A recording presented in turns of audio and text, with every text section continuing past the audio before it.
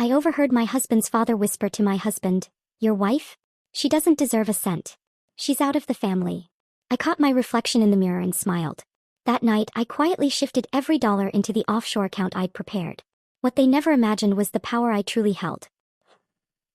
I discovered my husband was planning to discard me at 11:47 p.m. on a Tuesday, while transferring another $50,000 to my Zurich account. Mason's voice echoed from Clayton's home office as I passed through our penthouse hallway. "Your wife doesn't deserve a cent. She's out of the family." My laptop was open in the guest bathroom, multiple banking tabs active, documentation of every suspicious Blackwood transaction I'd collected saved to encrypted drives. I'd been moving money for 6 months. Not stealing, just protecting what was legally mine before they could steal it from me. Clayton's weak agreement with his father confirmed what I'd suspected. The Blackwoods thought I was sleeping peacefully down the hall. They had no idea I was already $3 million ahead of them. The guest bathroom had become my secret office over the past year. White marble, gold fixtures. A heated floor that Clayton never knew I'd figured out how to disable so the electrical usage wouldn't spike during my late-night sessions. I sat on the closed toilet lid, laptop balanced on my knees, fingers moving across the keyboard with the muscle memory of someone who'd done this countless times before. Another transfer initiated. Another $50,000 moving from the consulting account they'd set up in my name to keep their paperwork clean. Before we continue, if you've ever felt invisible in your own marriage or underestimated by those who should value you most, please consider subscribing. It's free and helps these important stories reach more women. Now let's see what Madison discovered next. 6 months earlier, I'd been a different person. Still Madison Blackwood on paper, still playing the role of devoted wife, but something had shifted the day I found that first invoice. Clayton had left his briefcase open on our bed, rushing to make a golf date with his father. A normal wife would have closed it, put it in his study, maybe texted him about it. But I'd seen a number that didn't make sense. $300,000 for strategic consulting from a company I'd never heard of. When I Googled the address, it was a mail drop in Delaware. That was the thread that unraveled everything. One suspicious invoice led to another, then another. Shell companies layered on shell companies, all leading back to accounts controlled by Mason and Clayton. They'd been siphoning money from Blackwood Industries for years, hiding it behind my name on half the documentation because who would suspect the innocent wife who still shopped sales at Target despite living in a $15 million penthouse? The beautiful part was that they'd been so arrogant about it. Every consulting contract in my name, every gift from Mason for being part of the family, every bonus Clayton had generously allocated to my personal account, all of it was legally mine. They'd created the paper trail themselves, never imagining I'd be smart enough to understand what I was looking at, much less bold enough to act on it. "The prenup makes it clean," Clayton was saying now, his voice carrying through the walls. "She gets nothing from the family trusts." I almost laughed, covering my mouth with my free hand while initiating another transfer with the other. The prenup. That precious document they'd pressured me to sign without my own lawyer present, promising it was just a formality, and that it would never matter anyway. They were right about one thing. It did specify I'd get nothing from the Blackwood family trusts. But it said nothing about the consulting fees. Nothing about the gifts. Nothing about the income from shell companies they'd registered in my name. My phone buzzed. Another confirmation from Singapore. The account there now held $800,000. Small enough not to trigger immediate alerts, large enough to matter. I had accounts spread across 14 countries, each carefully structured to stay below reporting thresholds. It had taken me 4 months just to research the banking laws, another 2 to set everything up. YouTube University, I'd called it in my head, watching video after video about international finance, taking notes in a notebook I kept hidden in a tampon box, the one place Clayton would never look. "When should we tell her?" Clayton asked his father. "After the Fisher merger closes," Mason replied. "We need her signature on the joint tax returns first. Then we can dispose of her properly." Dispose. Like I was expired milk or last season's fashion. I typed faster, pulling up the joint investment account Clayton didn't know I had access to. He'd given me the password himself 3 years ago when he'd had surgery and needed me to check on a transaction. He'd changed his personal password since then but forgot about this one. Rich people always forget the details they consider beneath them. The account held $2.3 million. I'd been skimming from it for months, small amounts that looked like automatic deductions or fee adjustments. Tonight I took half. By morning, when the banks opened and someone might notice, the money would have bounced through 4 different countries and landed safely in accounts they'd never find. My mother had warned me about this life. Standing in her kitchen in Queens the day before my wedding, she'd held my face in her hands and said, "Madison, baby, always have your own money. Love is wonderful, but love doesn't pay rent when a man decides he's done with you." I'd laughed at her then, shown her the 8-carat diamond Clayton had given me, told her things were different now. But here I was 7 years later, sitting in a guest bathroom at midnight, grateful for her wisdom and my own paranoid preparation. The Blackwoods had given me an education they never intended. Every boring business dinner where Mason bragged about his offshore strategies, every document Clayton carelessly left open on his computer, every conversation they had in front of me like I was furniture. All of it had taught me exactly how to beat them at their own game. "I'll have Thompson draft the papers," Mason was saying. "We'll claim irreconcilable differences. Make it seem mutual. The last thing we need is her going vindictive on us." Too late for that, Mason. Way too late. I closed one laptop and opened another. My backup, purchased with cash, never connected to our home network. This one held the real treasures. Not just bank records but emails, recordings, photos of documents that proved Mason had been stealing from his own company for over a decade. Evidence that would interest not just divorce lawyers but federal prosecutors. They thought they were planning my execution. Instead, they were attending their own funeral and they didn't even know they were already dead. By the time they discovered what I'd done, I'd be gone, along with everything I could legally claim and quite a bit they'd never prove I'd taken. The clock on my phone showed 12:23 a.m.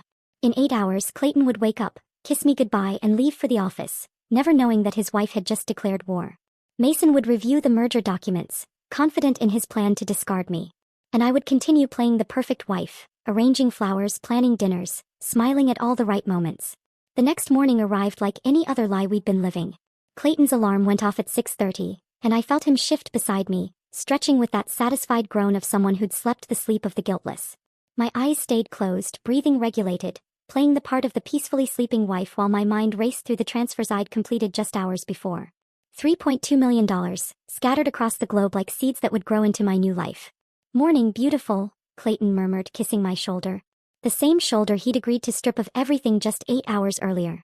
I made a sleepy sound, turned toward him with a drowsy smile that had taken years to perfect. He was already heading to the shower, whistling off-key, probably thinking about the merger, about the money, about anything except the woman he'd married. I waited until I heard the water running before I got up. My reflection in the bedroom mirror showed nothing of last night's revelations.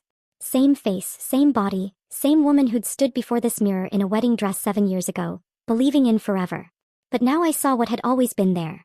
The slight hollow under my eyes from years of pretending not to notice, the tension in my jaw from biting backwards, the careful posture of someone always performing for an audience that was never going to applaud.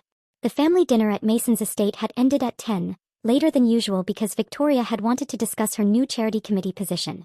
Another tax write-off disguised as philanthropy.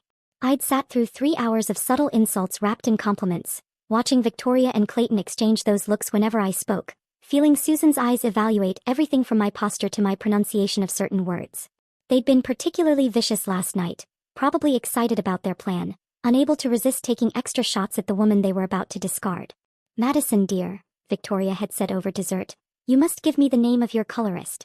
It's so brave of you to go with something so bold." My hair was its natural auburn, untouched by chemicals, but Victoria knew that. She also knew that implying I colored it was her way of suggesting I was trying too hard, reaching above my station. I'd smiled, thanked her, even pretended to write down the name of a salon I'd never visited. That was always my role at these dinners, grateful recipient of wisdom from my betters. Clayton had squeezed my knee under the table and I'd thought it was support. Now I realized it was a warning to keep playing along. The drive home had been silent except for Clayton scrolling through his phone, occasionally showing me things I was supposed to find interesting. A new restaurant opening. Some gossip about a colleague's divorce. Normal Tuesday night conversation for a normal Tuesday night couple, except we'd never been normal, had we?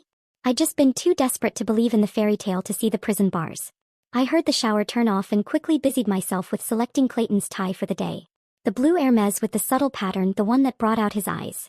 The same eyes that had looked at me with such sincerity when he'd promised to love and cherish me. I laid it on the bed next to his pressed shirt, the perfect wife still performing her perfect duties. "You're up early," Clayton said, emerging from the bathroom with a towel around his waist, his chest still damp. He'd kept himself in good shape, I'd give him that. Probably for whoever he was seeing on those late nights at the office. "Couldn't sleep," I said, which was true enough. "Thought I'd make you breakfast before your big day. The Fisher meeting is this morning, right?" His eyes sharpened slightly. "How did you know about that?" "You mentioned it last week," I lied smoothly. I'd seen it on his calendar when he'd left his laptop open, right next to emails about transitioning Madison out of the picture post-merger. "Right, of course." He relaxed, started getting dressed. "Actually, skip breakfast. I'll grab something at the office. Dad wants to prep before the meeting." Dad. He still called Mason Dad, like he was 12 years old seeking approval. After 7 years of marriage, I'd never graduated beyond Madison with Mason. Never daughter, or even dear. Just Madison, said with the same tone you'd use for the help. I went to the kitchen anyway, needed the routine to keep my hands steady. The penthouse stretched out around me, all glass and marble and carefully curated art that I'd had no say in selecting. The kitchen alone was bigger than my entire Queen's apartment had been. Sub-zero refrigerator, La Cornue range, countertops that cost more than most people's cars. A temple to excess where I'd learned to cook elaborate meals for people who regarded me as an unfortunate necessity. The coffee maker gurgled to life, filling the space with the smell of Clayton's pretentious Brazilian blend. $60 a pound because regular coffee was apparently beneath the Blackwood palate. I made myself a cup of the instant coffee I kept hidden behind the organic quinoa, the one small rebellion I'd allowed myself. Tasted like reality, bitter but honest. Clayton emerged 20 minutes later, fully dressed in his armor of expensive wool and entitlement. I handed him his coffee in his monogrammed travel mug, watched him check his watch. The Patek Philippe Mason had given him when he made partner, worth more than most people's annual salaries. I might be late tonight, he said, not looking at me. The merger details are complex. Of course, I said. I'll have dinner ready whenever you get home. He paused at the door, turned back to look at me. For just a moment, something flickered across his face. Guilt maybe, or perhaps just annoyance that I was still there, still playing my part when he'd already written me out of the script. Madison. Yes. He shook his head. Nothing. Have a good day. The door closed behind him with the expensive quiet of precision engineering, leaving me alone in our $15 million cage. I stood there for a long moment holding my instant coffee, feeling the weight of what was coming. Then I walked to the window, looked out at the city 44s below, and raised my mug in a toast to the skyline. Have a good day too, Clayton, I whispered. Enjoy it while it lasts. The city below looked different from 44s up after you'd made a decision that would change everything. I stood at the window for another moment, watching Manhattan wake up, before turning back to the pristine kitchen that had never felt like mine.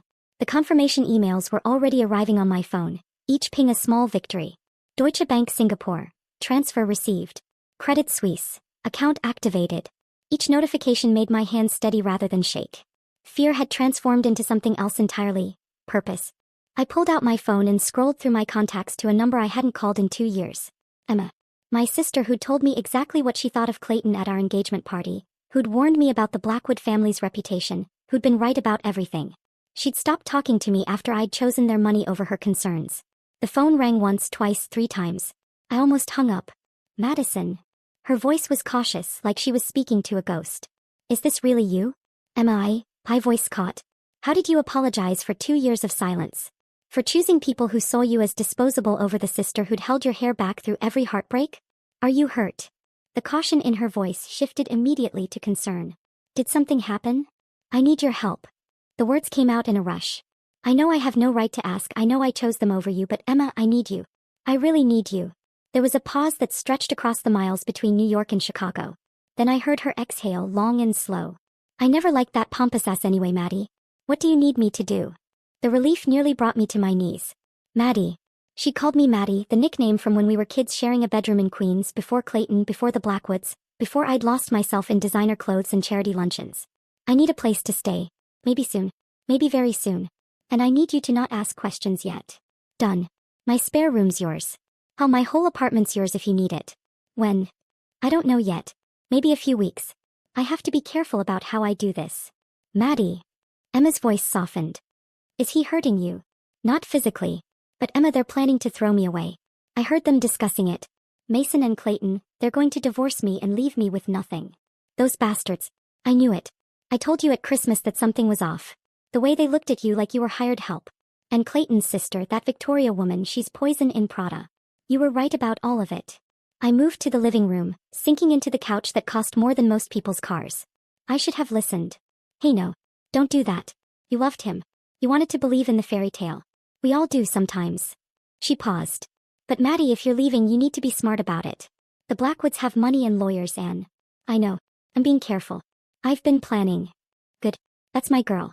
The Maddie I grew up with, the one who kept 3 part-time jobs while getting her degree. She's still in there. After we hung up, I sat in the silence of the penthouse, feeling less alone than I had in years.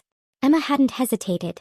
Despite everything, despite my choosing Clayton's world over our relationship, she'd simply asked what I needed. That was family. Real family. I changed into jeans and a sweater, clothes from before Clayton started buying my wardrobe, and headed out.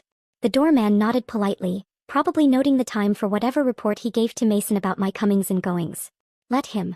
Today's activities would seem perfectly innocent. The subway to Queens felt like traveling back in time. Each stop took me further from the Blackwood universe of drivers and valet parking, closer to the world I'd grown up in. The diner on Northern Boulevard hadn't changed. Same cracked vinyl booths, same coffee that could strip paint, same comfort and anonymity. Rachel was already there, tucked into a corner booth, wearing a government employee's uniform of sensible suit and minimal jewelry. We'd been roommates our senior year at CUNY, both scholarship kids working multiple jobs, both determined to be more than our zip codes predicted. She'd gone into accounting, then government work. I'd gone into nonprofit work, then married Clayton. Madison. She stood to hug me and I smelled the same vanilla perfume she'd worn in college. You look like hell. Like you're about to do something dangerous.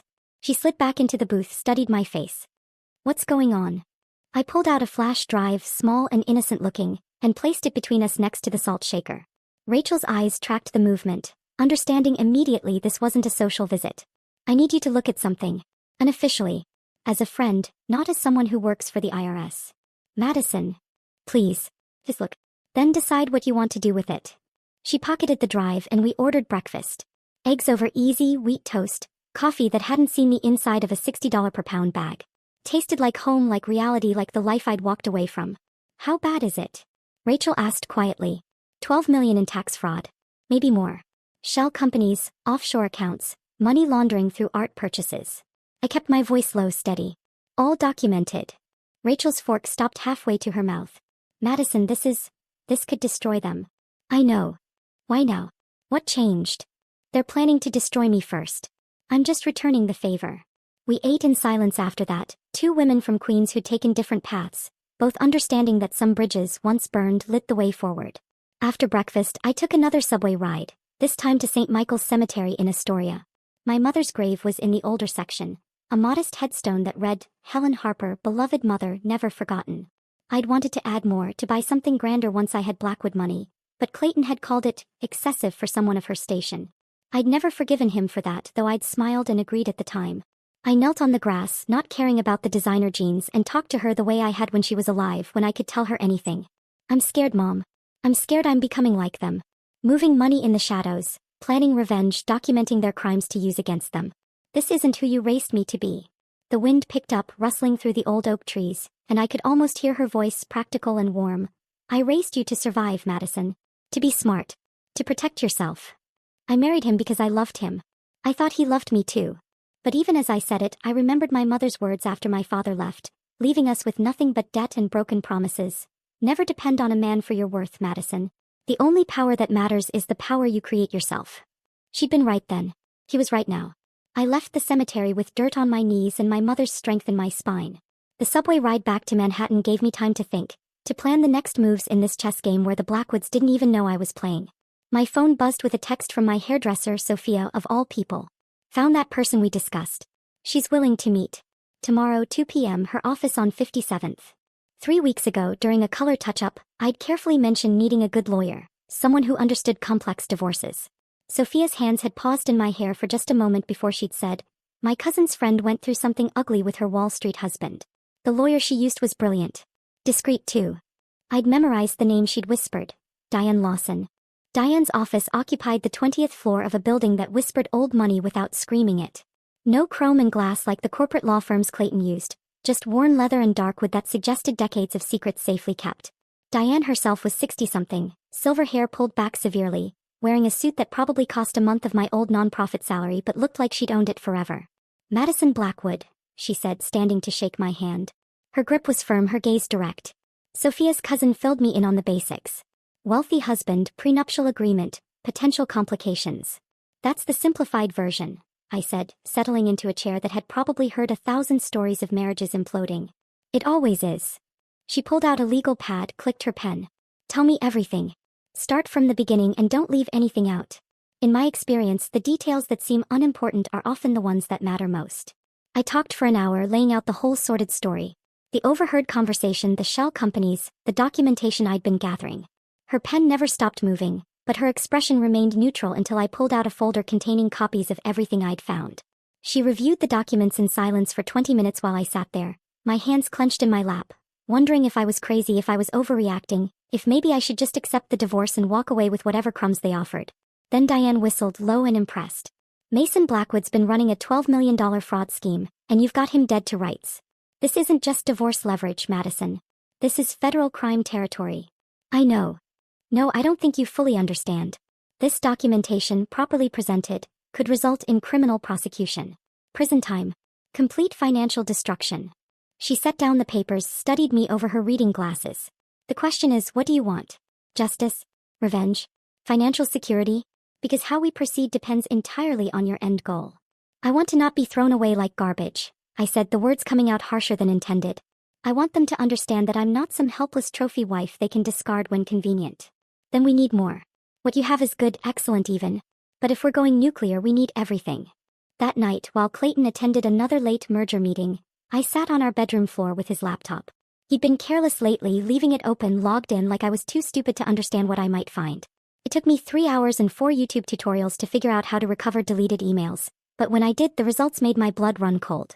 There it was, dated 2 weeks ago, from Clayton to Victoria. Phase 2 initiated. Marcus situation being arranged.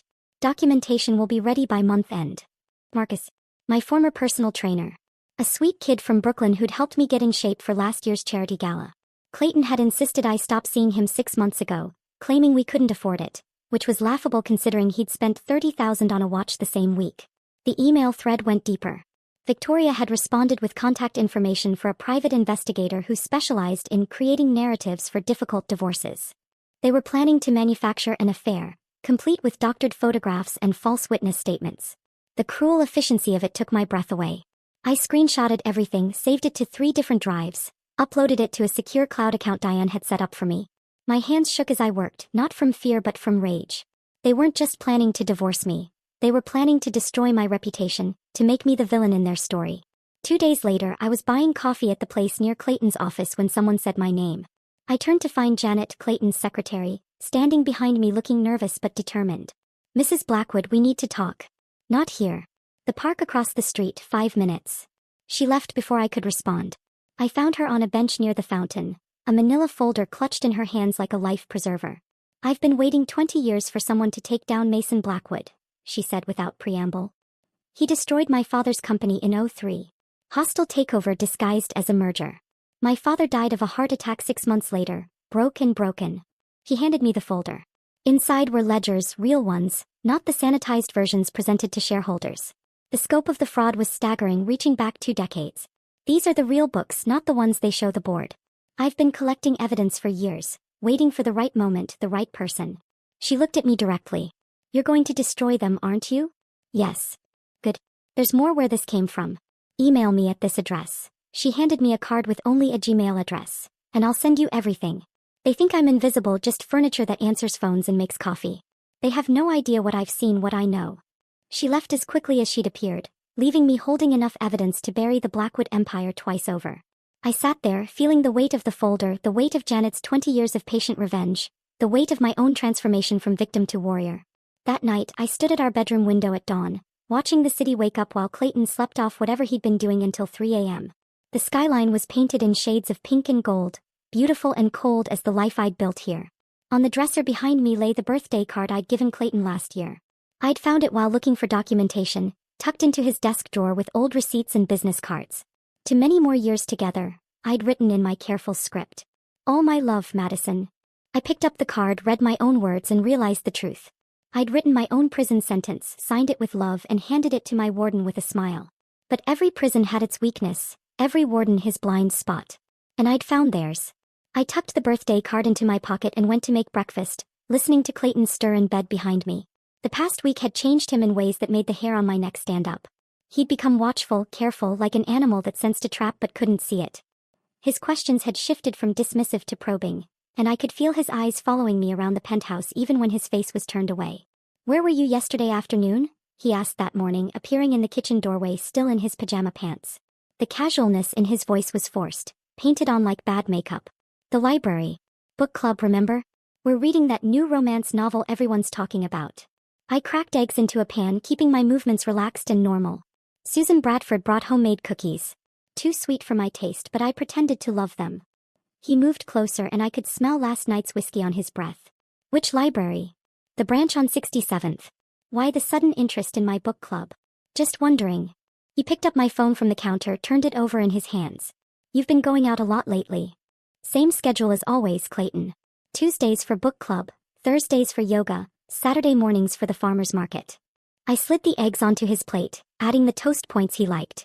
Although I did skip yoga last week. Wasn't feeling up to it. He set my phone down, but not before I saw him check if it was locked. It was. It always was, now with a password he'd never guess. My mother's birthday backwards. I'd noticed the man following me 3 days ago. Gray sedan, different drivers but same car, always half a block behind. Clayton's investigator was competent but not invisible. I'd started using their presence to my advantage, leading them to the most boring, innocent places imaginable. The library where I actually did sit with romance novels for hours. The yarn shop where I pretended to consider taking up knitting. The church where I attended grief counseling for losing my mother. That one was even true. What the investigator missed were the real meetings. The bathroom breaks where I made calls from a burner phone. The coffee shop conversations that looked like chance encounters but were carefully orchestrated. The flash drives hidden in library books that Rachel would retrieve hours later. My phone buzzed with a text. Victoria. Free for lunch today? Lou Bernardine at 1. I showed Clayton the message. Your sister wants to have lunch.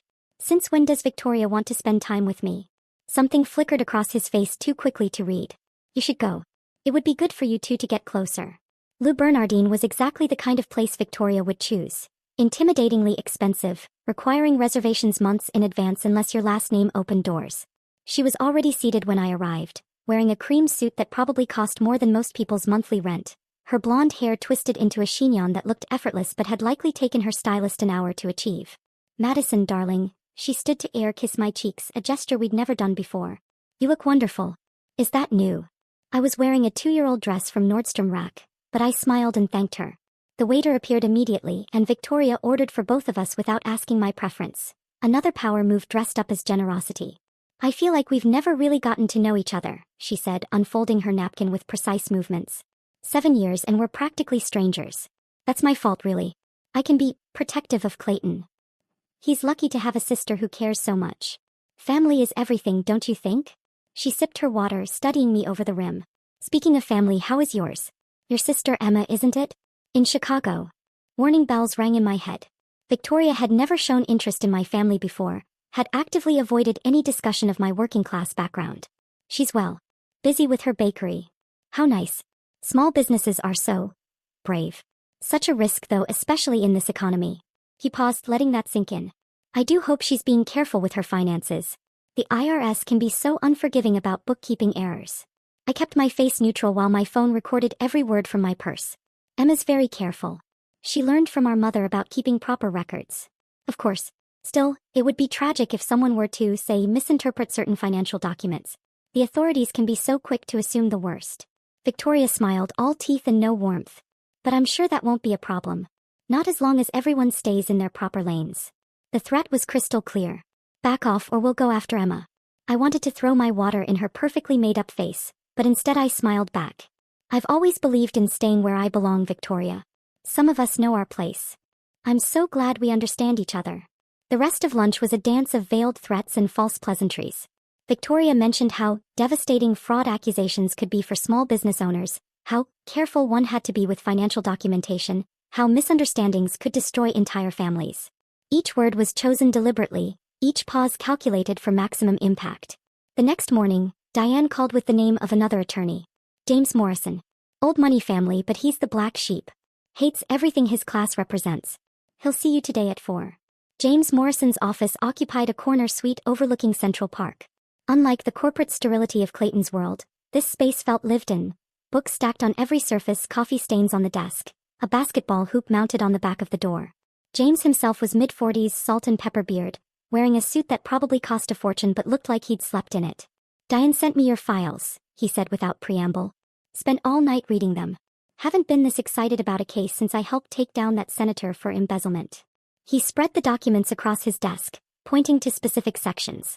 The prenup is airtight regarding family trusts, but here's the beautiful thing. It says nothing about whistleblower rewards. You report this fraud, provide the documentation, and you're entitled to 10 to 30% of whatever the government recovers. Given what you've shown me, we're looking at millions. Completely separate from any divorce settlement. And they can't touch it? Not a cent. It's not marital property, not a family asset. It's a government reward for civic duty. He actually laughed, a genuine sound of delight. They wrote that prenup to protect themselves, never imagining you'd find another way. Classic Blackwood arrogance. That night, Clayton came home with roses. Not just any roses, the expensive kind from the shop on Fifth Avenue, the ones he'd brought when he was courting me. He was trying so hard to seem normal that it was almost painful to watch. For you, Clayton said, holding out the roses like a peace offering or maybe a test. I thought we could have dinner together tonight. Just us. Like we used to. I took the flowers, their perfume heavy and cloying in the apartment air. That sounds nice. Should I cook something special? Actually, I thought we'd order in that Thai place you love. He moved closer, touched my cheek with fingertips that felt like they were checking my temperature. Madison, I know I've been distant lately. The merger, the stress. But after this week, everything will be different. I promise. Different. Yes, it certainly would be. I'd like that, I said, leaning into his touch just enough to seem genuine. It's been too long since we really talked. He smiled, and for a second I glimpsed the man who'd proposed in my queen's apartment, who'd promised to love me for who I was. Then his phone buzzed and the mask slipped back into place. I need to handle this. Order whatever you want for dinner. We'll eat at 8. After he disappeared into his office, I stood there holding $50 roses and feeling the weight of what was coming. 3 days from now, I would destroy everything the Blackwood family had built. But first, I had one more performance to give. I spent the next 2 days playing the perfect wife with an intensity that should have won awards. I ironed Clayton's shirts with extra care, made his favorite breakfast each morning, even attended Susan's charity committee meeting where I smiled through 2 hours of discussions about flower arrangements for a gala I'd never attend. Every normal gesture was a goodbye they didn't know they were receiving. On Thursday morning, I sent the invitation. A simple text to Clayton: "Can we meet for lunch today? Mason should come too. There's something important we need to discuss about the family finances." 1 p.m. at his club. Clayton called immediately. "What's this about, Madison? I found some documents while organizing your office. I think there might be a problem with some of the tax filings. I'd rather discuss it in person." There was a long pause. "We'll be there." I chose the red dress deliberately. The one Clayton had bought me for our anniversary 2 years ago, then told me made me look like I was trying too hard to fit in with his world. The one I'd worn to a company dinner where Victoria had spent the evening making subtle jokes about new money, while I smiled and pretended not to understand. Today, trying too hard was exactly the message I wanted to send. Let them think I was desperate, overreaching, about to embarrass myself with some pathetic attempt at negotiation. Mason's private club occupied a limestone building that had been excluding people like me for over a century.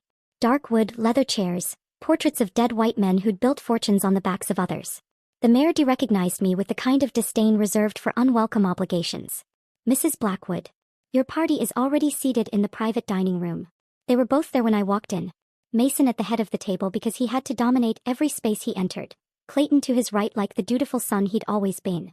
The champagne was already open, 2 glasses poured, a third sitting empty at the place they'd designated for me. "Madison," Mason said, not standing, not offering any greeting beyond my name spoken like an inconvenience.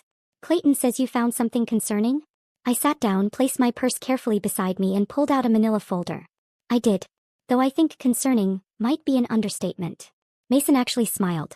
"My dear, I appreciate your interest in the family business, but perhaps these matters are better left to those who understand them." "You mean like understanding how to funnel $12 million through offshore accounts?" I slid the folder across the white tablecloth. "Or understanding how to create shell companies in Malta and Cyprus. Or maybe understanding how to launder money through inflated art purchases." Mason's hand hesitated over the folder. For the first time since I'd met him, I saw uncertainty flicker in his eyes. He opened it slowly like it might contain something poisonous. In a way it did. His face went through a transformation that was almost beautiful in its completeness. Smug confidence to confusion to understanding to rage, each emotion painted clearly across features that had probably never shown such honest expression. The champagne glass in his other hand started to tremble. "What is this?"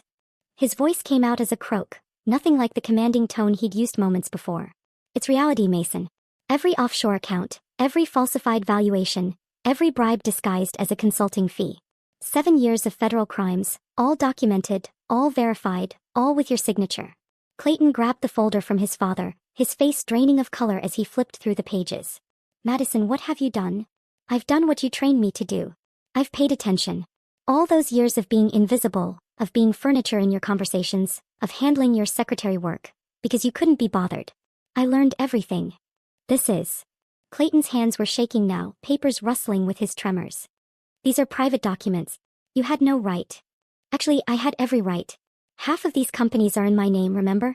You put them there to hide your crimes. Every consulting fee you paid me to keep quiet about the irregularities I found? I kept those receipts. Every document you had me sign without reading? I made copies. Mason's face had turned an alarming shade of purple. You little. Careful, Mason. We wouldn't want to add assault charges to your federal indictment. We can talk about this, Clayton said, reaching across the table like he wanted to take my hand but couldn't quite bring himself to touch me. Madison, please. We loved each other once. I stood up, smoothing the red dress they'd always said tried too hard. You loved having someone you could control. Someone grateful. Someone who wouldn't ask questions. And I loved the man I thought you were.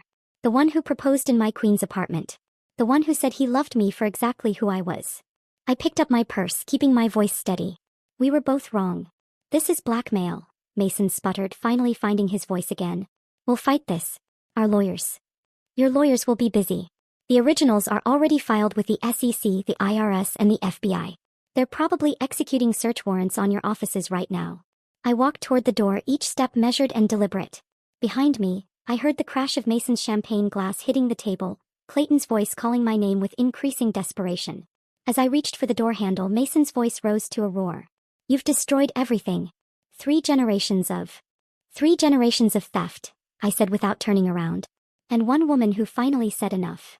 I opened those mahogany doors and walked through them, past the portraits of dead men who'd built empires on lies, past the Mayor D, who looked at me with something that might have been respect, out into the afternoon sunlight that felt like freedom. The afternoon sun felt warm on my face as I stood on the sidewalk outside Mason's club, breathing in air that tasted like victory and terror combined. My phone was already buzzing. 17 missed calls from Clayton, 4 from Victoria, 1 from Susan. I didn't answer any of them. Instead, I walked 3 blocks to where James Morrison was waiting in his BMW, engine running. How did it go? He asked as I slid into the passenger seat. About as well as expected. Mason turned purple. Clayton begged. I walked out. Good. The papers will be delivered to Clayton within the hour. Given what's coming, he'll sign anything to avoid prison. James pulled into traffic, his expression satisfied. The FBI executed search warrants 20 minutes ago. Blackwood Industries, their home offices, even Mason's country club locker. It's over for them. The divorce papers James had prepared were works of art in their simplicity. Everything mine stayed mine. Everything questionable became evidence. Clayton would walk away with his personal belongings and whatever the federal government didn't seize. The prenup that had protected the Blackwood fortune became irrelevant when that fortune was built on crime. Clayton signed them all that same evening. James met with Clayton's lawyer, Thomas Brennan, in a Starbucks of all places. According to James, Thomas's hands shook as he reviewed the documents, whispering constantly about damage control and minimizing exposure. Your client needs to sign these tonight, James had said. Tomorrow the offers might not be as generous. This is extortion, Thomas had protested weakly. This is mercy. Your client is looking at conspiracy charges. My client is offering him a clean divorce instead of naming him as co-conspirator in her testimony. The papers came back signed within 2 hours. Clayton's signature was shaky, nothing like the confident scrawl he'd used on our marriage certificate. Next to mine, it looked like a child's first attempt at cursive. For 6 weeks I lived in a strange limbo. The penthouse was mine until the federal asset seizure went through. I packed methodically, taking only what had been mine before the marriage and what I'd bought with my own money. The rest, the art, the furniture, the ridiculous kitchen appliances, would go to auction to pay restitution to the victims of Mason's schemes. Emma flew in from Chicago to help me pack. She stood in the master bedroom, holding up designer dresses with price tags that made her whistle. You're not keeping any of these? They're not mine. They're costumes for a character I don't play anymore. What about this? She held up a simple black dress, one I'd bought myself from a department store sale. That one comes with me. We were folding clothes when Emma's phone buzzed. Oh my God, Maddie. You need to see this. The video was shaky, obviously filmed on someone's phone. Mason Blackwood being led out of his country club in handcuffs, FBI agents on either side. His golf partners, men he'd known for decades, scattered like startled pigeons. Someone had perfectly captured the moment his face shifted from indignation to disbelief. That instant when he realized his money and connections meant nothing anymore. The audio was even better. Victoria's voice, shrill and panicked. This is a conspiracy. You don't know who you're dealing with. The Blackwood name means something in this city. Security guards escorted her away as she continued screaming about frame jobs and jealous wives. The video had 3 million views by evening. You did that, Emma said softly. You brought down Mason Blackwood. I just told the truth. Same thing in his world. The investigation that followed was like watching dominoes fall in slow motion. Each document I'd provided led investigators to 3 more crimes. Each crime led to more conspirators. The Brazilian subsidiaries weren't just tax shelters. They were washing money for human traffickers. The art purchases weren't just money laundering. They were bribes to judges for favorable zoning decisions. The shell companies had funded a senator's entire campaign illegally. My evidence had been the key that opened a door to a room full of crimes I'd never imagined. Federal investigators called me back 6 times for additional testimony. Each time they looked at me with something between gratitude and amazement. "You documented everything," Agent Sarachin said during one session. "Most whistleblowers give us fragments. You gave us a roadmap." "I had a good teacher," I replied. "Mason himself. He just didn't know he was teaching me." 3 months into the investigation, my phone rang at 2 a.m. "Clayton." I almost didn't answer, but something made me pick up. "Madison." His voice was rough, like he'd been drinking. "Please. I need you to recant your testimony." "Clayton, you signed the divorce papers. We're done. I'll give you anything. Money. I still have some hidden accounts Mason doesn't know about. The house in the Hamptons, it's in my mother's maiden name. We could try again." "Clayton. I loved you." The words exploded out of him. "I did in my own way. You have to believe that. Your way of loving included planning to leave me with nothing. That was Mason's idea. All of it. The divorce, the setup with Marcus, everything. I was going to fight him on it, I swear." I sat in my empty bedroom surrounded by packed boxes and felt nothing but tired. "No, you weren't. You vindictive." He caught himself, then the dam burst. "You destroyed everything. 3 generations of building, and you tore it down out of spite. You never deserved the Blackwood name. You were nothing before us, and you'll be nothing after." There was the real Clayton, the one who'd been hiding under the charm and the expensive suits. The poison Mason had planted in him had roots so deep they'd become part of his DNA. "You're right," I said calmly. "I never deserved the Blackwood name. I deserved better." I hung up and blocked his number. Then I sat in the darkness of what used to be our bedroom and felt the strange peace that comes from hearing someone finally tell you exactly who they are. The trial would start in 2 months. Mason faced 47 federal charges. Victoria was named as co-conspirator in 12 of them. Clayton had avoided prosecution by millimeters, saved only by his ignorance of the deeper crimes. But ignorance and innocence weren't the same thing, and everyone knew it.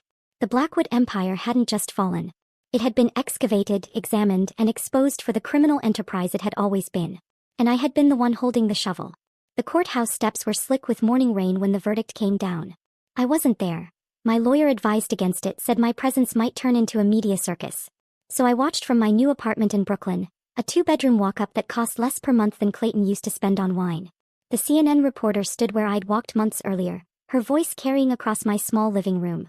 Mason Blackwood, once one of Manhattan's most powerful businessmen, was sentenced today to 15 years in federal prison for fraud, money laundering, and conspiracy. His son Clayton received 3 years supervised release for his peripheral involvement. The judge called it one of the most extensive corporate fraud schemes in recent history. The numbers scrolled across the bottom of the screen. 20 million in fines. Complete dissolution of Blackwood Industries. Assets seized totaling 47 million. Every property, every account, every piece of art they'd bought with stolen money, gone. I turned off the television and made myself instant coffee in my simple kitchen with its dated appliances and chipped countertops. Tasted like freedom. The whistleblower reward came through 2 weeks later. $3 million deposited into an account that no Blackwood lawyer could touch. Clean money for the first time in 7 years. James Morrison called to confirm the transfer, his voice carrying the satisfaction of a job well done. "It's yours, free and clear. What are you planning to do with it?" I'd been thinking about that question since the day I filed the reports. Build something better. The foundation came together faster than I'd expected. Harper's House, a resource center for women trapped in financial abuse. Not just wives of wealthy men, but women whose partners controlled them through money, through debt, through economic manipulation dressed up as love. I'd learned that prison bars came in many forms, and the golden ones were sometimes the hardest to escape. Jenna was my first hire. She'd sent me a card after Mason's sentencing that simply said, "Thank you for doing what I couldn't." When I called to offer her a position as the foundation's administrative director, she cried for 5 minutes before accepting. 20 years I waited, she said during our first day setting up the office. 20 years of watching him destroy people. You did in months what I dreamed of doing for decades. We did it, I corrected. Your documentation made the difference. Emma visited from Chicago once the foundation was running. Her bakery was thriving now, expanded with a loan I'd guaranteed. She brought a box of pastries for the office, The same ones she used to make in our mother's kitchen when we were teenagers dreaming of bigger lives. You know what Mom would say about all this? Emma asked, standing in my office with its second-hand furniture and donated computers. That power you create yourself is the only power that matters? That, and she'd probably wonder why you're still using instant coffee when you can afford the good stuff. We laughed and it felt like healing. 6 months after the verdict, on a gray Tuesday that felt like any other, Susan Blackwood appeared at my door. I recognized her through the peephole but almost didn't believe it. She looked smaller somehow, her designer clothes replaced with a simple cardigan and slacks, her perfect hair showing gray roots. "Madison," she said when I opened the door. "I know I have no right to be here." She stood in my doorway like a ghost of the life I'd left behind, and I had every right to close the door in her face. Instead I stepped aside. "Would you like some tea?" She sat on my second-hand couch, holding the mug like it might shatter, and looked around my modest apartment with something that might have been envy. "It's peaceful here." "It's mine." "Yes." She set down the tea, folded her hands in her lap the way she always did when she had something difficult to say. "I knew what they were planning, Madison. The divorce, the setup, all of it. I should have warned you." "Why didn't you?" "I was afraid." The words came out small, almost whispered. 40 years of being Mrs. Mason Blackwood. I didn't know how to be anything else. The money, the status, the cage, it was all I had. She looked up at me then, and I saw tears in eyes that had always been perfectly composed. "I was a prisoner too, just in a prettier cell. You could have left." "With what?" "Mason controlled everything. Every account, every asset, every relationship. I watched him destroy anyone who crossed him. I thought if I stayed quiet, stayed perfect, I'd be safe." She laughed bitterly. "Now I'm 70 years old, living in my sister's guest room in New Jersey, and my husband will die in prison. So much for safety." I poured her more tea, this woman who'd watched my humiliation for 7 years and never said a kind word. But I understood her now in a way I couldn't before. We'd both been trapped by the Blackwood name, just in different ways. "The foundation helps women in financial abuse situations," I said. "All women. Even ones who were complicit in their own cages." Susan's hand shook as she reached for the tea. "I don't deserve your help." "No," I agreed. "But you need it. That's enough." She left an hour later with information about our services, resources for starting over at 70, and something she'd probably never had before: hope that life after the Blackwoods was possible. That night, 9 months after I'd overheard my own funeral being planned, I stood at my Brooklyn window with a glass of champagne. Not the overpriced stuff Mason used to serve, but a good bottle I'd chosen myself. The city spread out below, smaller from 3 floors up than from 40, but more real somehow. I raised the glass to my reflection in the window. Not to Madison Blackwood, the woman they'd tried to erase, but to Madison Harper. The girl from Queens who'd worked 3 jobs through college. The woman who'd documented crimes while playing the perfect wife. The survivor who'd brought down an empire not with anger or violence, but with patience, preparation, and truth. The Blackwoods had thought they were planning my execution that night in their penthouse. Instead, they'd been writing their own ending. They'd handed me the weapons, taught me the strategies, and never imagined I was learning their game better than they played it themselves. If this story of calculated revenge kept you hooked until the very end, hit that like button right now. My favorite part was when Madison slid that evidence folder across the white tablecloth, watching Mason's face transform from smugness to pure panic. What was your most satisfying moment? Drop it in the comments below. Don't miss more gripping stories like this. Subscribe and hit that notification bell so you never miss an upload.